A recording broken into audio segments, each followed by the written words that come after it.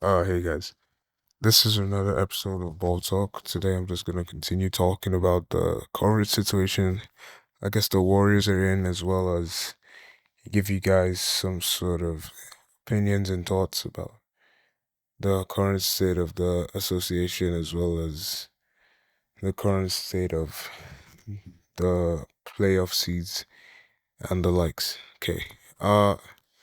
First off, I guess when the Warriors got like Jimmy Butler and stuff, I was a bit like skeptical. Not skeptical because I didn't think Jimmy would fit. Skeptical, I guess not skeptical, disappointed because I was like, okay, are we gonna get KD? Because as far as I've seen, up until the point we traded for Jimmy, there's no player I feel has ever complimented Steph outside Klay Thompson on offense. Klay Thompson and Draymond, right? But like there's been no other scorer that just like Steph is on the killing on the perimeter, high up onto the top of the key mid range. Like that is where Steph does like his most Steph does like his most Steph stuffs, right? He's literally more dangerous than anyone ever in that space, right? And then you have Jimmy, who is extremely dangerous, all-star, all NBA level at rim running when it's time to rim run, right? He can take the tough mid ranges, he can get the lays, he can get the dunks. He's strong, gets contact a lot of the time, and if necessary, he would probably bait into a foul. But aside hating on foul baiting and whatever, he's really like such a compliment because It come with the skates. I'm coming from state to state. You go to the state, you might get white. Got Benjamin Franklin, Grayson Jackson, watch stick on my plate. Go, hit him with a 100 round, make a nigga split. Young nigga trapping on the block, selling nicks. I fly with a fish, I fly with a fish, I fly with a fish. I fly with a fish, I fly with a fish, I fly with a fish. Hit him with a 100 round, make a nigga split. the biggest issue I've been having with NBA discourse and Warriors discourse is Steph is too old. Steph can't be your one anymore. Get a one beside him. Like make him the facilitator the way James facilitates when with Anthony Davis, right? So Anthony Davis takes like the load of the finishing the passes and ending the possessions while LeBron initiates majority of the actions and like starts and runs majority of all the plays on the court. But like I see it as Steph is 36. He's on two bad knees, one bad ankle, and he's aging. He's regressing. That's normal. He's 37, actually 37 in March. And it's like he's not gonna be able to run up and down, taking the worst, most heinous coverages known to man. Like they're regarding Steph like Steph is fucking Osama bin Laden or something. Like straight from half court, doubles, throwing triple teams at the arc. Don't literally triple teams him before half court. Obviously, those are like one-off instances, but he's getting guarded in a way no one else ever does, and it's been accepted and shown by the numbers and by the games that no one else is really as high as of a threat, especially after Kaminga got injured and there was no Wiggins and Kaminga to work off, as well as the bad shooting from the team. But yeah, people seem to attribute a lot of the losses to defense, but my opinion was the defense has always been at best, at worst, good. Jerry Stackhouse came in and the team has put in effort. Aside from when there are like lack of effort games, the team's defense has been pretty good for the most part. But the offense stalls whenever Steph is not on the floor. Like I'm telling you, it's like a 50-60% drop in offensive output when Steph is on the floor versus when he's not on the floor.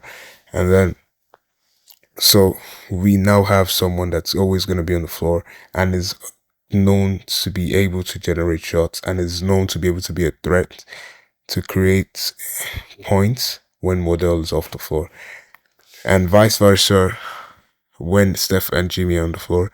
Steph and Jimmy end up being your catalyst, your main sources of okay, this is crazy. We need to take Steph out, and every game. If you watch the Bulls game, you watch the Milwaukee game, watch last Dallas game, and yeah, even very early on tonight, if you come two at Steph, now you bring two towards Steph. Steph has been playing out of coverages, out of traps, out of presses forever. Now throws it, makes the right pass, barring a crazy Steph, mind head lost pass, gets the pass to Draymond. Draymond, Jimmy, now essentially working a 4v3 offense. That is more or less free eats. Drag the defense out, open lane, drag the defense out, open corner three, open three at the left or right. And so like it really makes the game extremely easy for Steph, especially when it comes to the closing parts of the game where teams just okay, it's time to win games now. We're gonna make Steph take the worst shots ever, or we're gonna make Steph pass the rock to someone else. Steph isn't gonna beat us, someone else will. And it worked a lot of the time because at the end of the day, even if Steph ends up making the right pass, it's not always the ball is gonna end up being converted. It's not always Steph is gonna make the right pass or gonna complete the pass, seeing as like three bodies surrounding, two on him, one covering the passing lane. So he's bound to eventually throw the ball away, or eventually miss a pass, or eventually not convert. So that was just a key thing. So I feel that's why Jimmy's trade has been so influential. Not only does he bring such a way of giving Steph space, right? Because Steph needs the space to work. He's also brought in such a energy, injected the team with new life. Now we're going for it. Now we're like, this is our future is on the line. Now we're ready to give our all. Now we are ready to go in for the championship. Now. It's time now. From the 10th seed to the 8th seed in about 4 or 5 days. So yeah, it's looking up for the Warriors, I guess, for this team, for my team. But back to the rest of the NBA. Wemby is out injured. Wembanyama has been one of my favorite players to watch, non-Warriors players especially. He is such a great player, amazing attitude. I mean, I don't know him, but from what you hear, like, amazing guy to watch. Brings in the views, brings in the audience, makes great plays, can defend, plays hard, and loves the game. Nothing more you can ask for. Hopefully one day we'll be back as the future face of the NBA.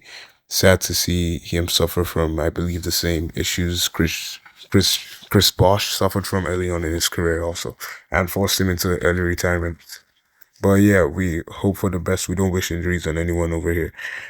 But I guess then we have the standings. So the anomaly, in air quotes or whatever, that they want us to be calling Jason Tatum now. I ain't calling that nigga the anomaly. Like, come on, man. I was okay with like JT. JT was totally fine. He's cool. I do feel like Jason Tatum is extremely overhated. Like, he's a much better player than people give him credit for. But at the same time, his fans make it hard for you to want to like him, especially with Tatum's sort of a, as people say, corny attitude.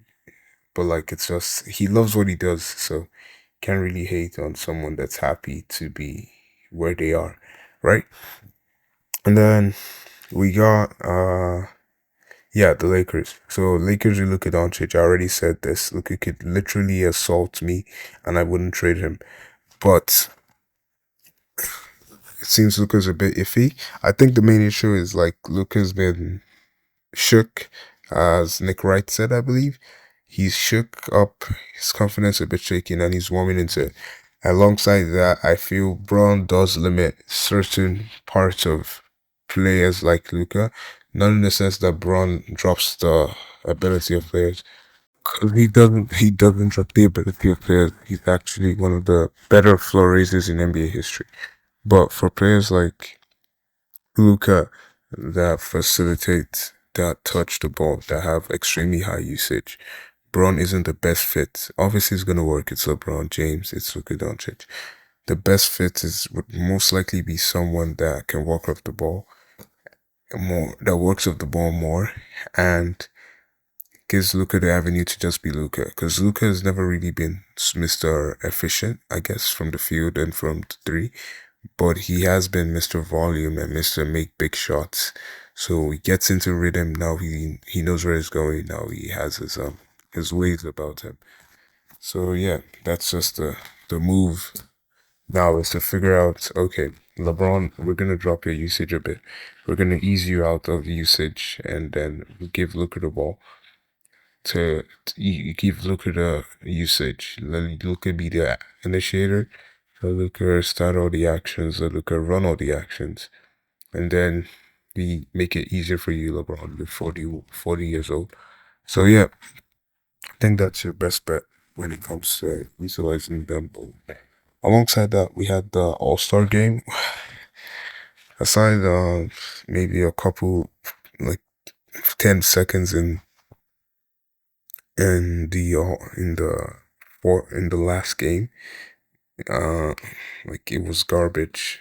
The tournament wasn't a bad idea, but it was executed extremely poorly. Take the target score up maybe like plus 50 or double it at the very least, and cut out those stupid ads. I've always said this, the main issue with the NBA is not the quality of players, it's the quality of presentation. The media talks about the NBA like it's the worst basketball league in the world, like the players suck, like the the fans shouldn't be fans, like players should never be emotional. Coverage is awful. Although we have bright spots like Kenny and not Kenny from TNT, Kenny uh, that started out as a YouTuber. Uh, I guess covers the NBA now. Just I don't want to be disrespectful to someone that's been really good for the sport. Um, and alongside that, the ads like Adam Silver has done well for the NBA as a business. He's been amazing, but for the NBA as a sport, I don't know how much he's really growing the association, right? Because look at it this way: the NBA is making more money than it's ever made, but it's at a point where fans are complaining, where viewers can't view the game. So like from a fan point of view, from the game, I want to watch my favorite player play. I gotta have 7 different apps. I want to watch the All-Star game. Nah, you gotta watch like 10, 20, 30 minute ads lumped together, and then we'll play the All-Star game in between. I think we had more minutes for the ads, significantly more minutes for the ads than we did for the entire All-Star game altogether. That is pretty sad. But I heard they were talking about doing a 1v1 tournament alongside doing like an all snub team. So you're not gonna get the all star rights, but you do get to play in the game, which would be hmm, who knows, discovered in post. But yeah, time will tell, and it will probably be figured out soon. But alongside that, I guess we have the Mavs right now with AD's situation. It's not looking good, but AD's an all NBA level player. He's gonna come back, and he's gonna come back better.